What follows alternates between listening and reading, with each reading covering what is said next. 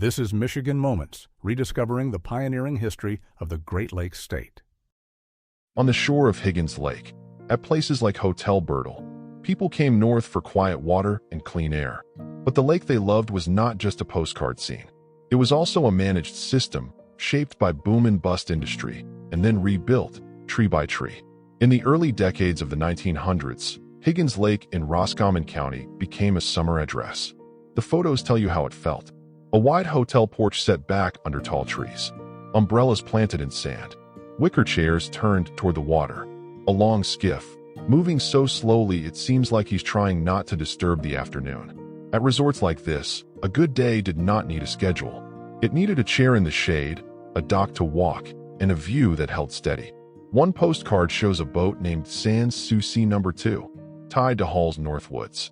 A craft like this suggests Higgins Lake was a place where people expected to be taken care of, where leisure was built into the local business plan. Then there's the cut. It looks plain at first: water, a bridge, a vehicle crossing. But it points to something most visitors never think about. Higgins Lake is closely tied to a controlled outflow system. The lake level and outflow are managed through the Cut River control structure, and the lake level has been controlled for decades. Higgins Lake's story also runs through forests and the hard reset that followed lumbering and fires. One important chapter of the area is the Higgins Lake Nursery. It began operating in 1903 as part of reforestation work, and later became one of the world's largest pine nurseries. By the 1930s, when the Depression hit, the nursery became part of the Civilian Conservation Corps. Young men worked at Higgins Lake beginning in 1933, part of the story of conservation labor at scale. This shot shows a retreat for veterans of the Spanish-American War. Higgins Lake wasn't only a family retreat.